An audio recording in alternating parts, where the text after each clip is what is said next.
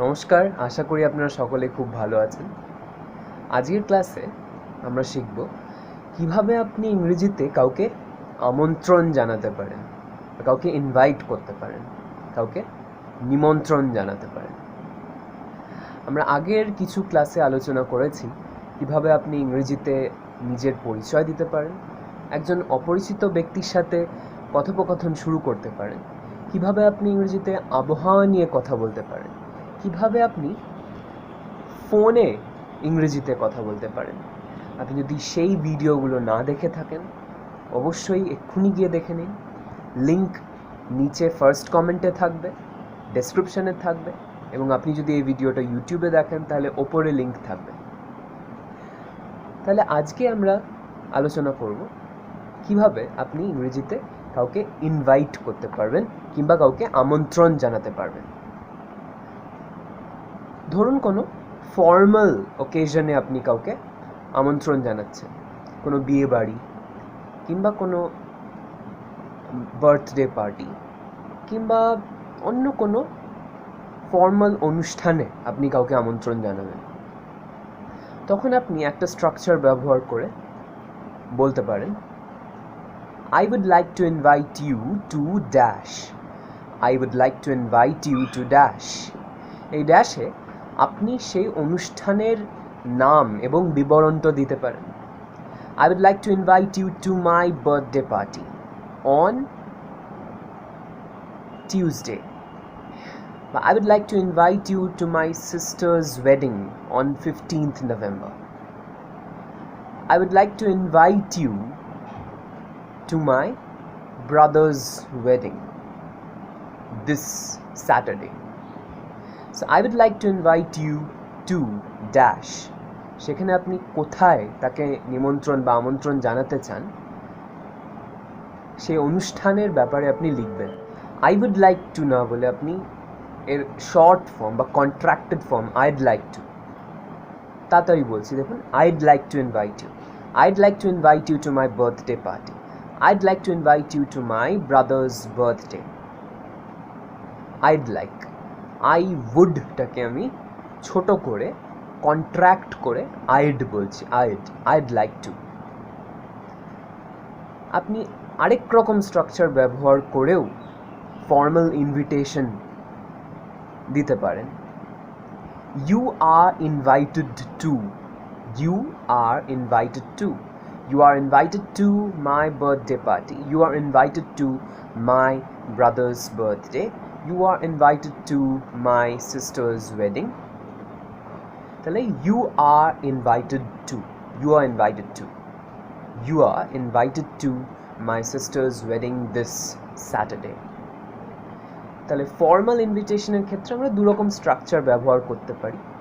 I would like to invite you to my sister's wedding. You are invited to my sister's wedding.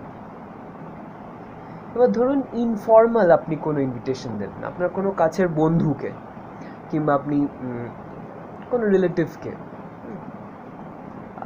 আপনার কাজিনদের, জ্যাঠতো খুড়তো মামাতো ভাই বোনদের আপনি বাড়িতে আসার জন্য আমন্ত্রণ জানাচ্ছেন, কিন্তু অবশ্যই এই মুহূর্তে কাউকে বাড়িতে আমন্ত্রণ না জানানোই ভালো। যাই হোক, তো আপনি যখন ইনফর্মাল কোনো ইনভিটেশন দেবেন আপনি এভাবে শুরু করতে পারেন, Why don't you, why don't you, why don't you come over to my place for dinner tomorrow? Why don't you dash? এই ড্যাশে আপনি কিন্তু সেই অকেশনটা বলবেন যার জন্য আপনি তাকে ইনভাইট করছেন বা আমন্ত্রণ জানাচ্ছেন। Why don't you come over to my place for dinner tomorrow? আপনি তাকে বলছেন আপনার বাড়িতে আসতে কালকে ডিনারের জন্য, রাতে খাওয়ার জন্য। একটা প্রশ্নর মাধ্যমে তাকে বলছেন, কেন না তুমি আমার বাড়ি এসো, কালকে আমার বাড়ি আসছো না কেন ডিনারের জন্য? Why don't you come over to my place for lunch tomorrow? Why don't you come over to my place for lunch tomorrow? Why don't you come to my place for dinner tomorrow? Why don't you? একটা প্রশ্নর মাধ্যমে আপনি কাউকে invite করছেন। আরেক রকম ভাবে আপনি বলতে পারেন what about lunch at my place tomorrow? What about dinner at my place tomorrow? What about coffee at my place tomorrow? What about lunch at my place tomorrow? What about dinner at my place tomorrow? What about coffee at my place tomorrow? What about? তুমি কি মনে করছো, তুমি কি ভাবছো? আপনি তাকে প্রশ্নের মাধ্যমে আমন্ত্রণ জানাচ্ছেন। What about? আরেকটা স্ট্রাকচার আপনি ব্যবহার করতে পারেন do you want to? Do you want to? Do you want to join us for lunch tomorrow? Do you want to join us for dinner tomorrow? Do you want to join us for coffee tomorrow? Do you want to join us? তুমি বা আপনি কি আমাদের সাথে যোগদান করতে চান কালকে? ঠিকভাবে ট্রান্সলেট করলে এটা ইনফর্মাল ইনভিটেশনের ক্ষেত্রে আপনি ব্যবহার করতে পারেন বন্ধুদের। Do you want to join us for dinner tomorrow? Do you want to না বলে আপনি কন্ট্রাক্টেড ফর্মটা ইউজ করতে পারেন do you wanna. Do you wanna join us for dinner tomorrow? Do you wanna join us for lunch tomorrow? তাহলে want টুকে আমরা contract করে ছোট করে ওয়ানা বলছি। এর মাধ্যমে আপনি আপনার ইংলিশে ফ্লুয়েন্সি বাড়াতে পারবেন, আপনার ভাষার ওপর দখলটা দেখাতে পারবেন। আপনি আরেকটা স্ট্রাকচারও ব্যবহার করতে পারেন এবং সেটাও কিন্তু একটা প্রশ্ন। would you like to? Would you like to join us for dinner tomorrow? Would you like to join us for lunch tomorrow? Would you like to dash ? Would you like to join us for coffee tomorrow?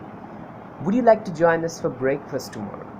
Would you like to come over to our place tomorrow? তো এটাও আপনি একটা প্রশ্নের মাধ্যমে invitation দিচ্ছেন বা আমন্ত্রণ জানাচ্ছেন।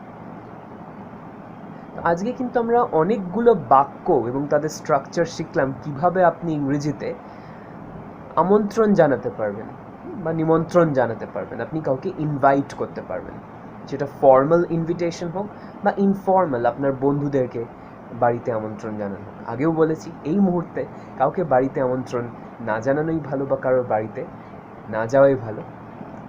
আশা করি আপনাদের আজকের ক্লাসটা ভালো লেগেছে। ভালো লাগলে অবশ্যই আপনার বন্ধুদের সাথে শেয়ার করবেন, কমেন্ট করে জানান আর কোন কোন বাক্যের মাধ্যমে আপনি ইনভিটেশন বা নিমন্ত্রণ বা আমন্ত্রণ জানাতে পারেন। আমাদের পেজটা অবশ্যই লাইক করুন, আমাদের ইউটিউব চ্যানেলটা যদি এখনও সাবস্ক্রাইব না করে থাকেন অবশ্যই সাবস্ক্রাইব করুন। দেখা হচ্ছে পরের ক্লাসে। Till then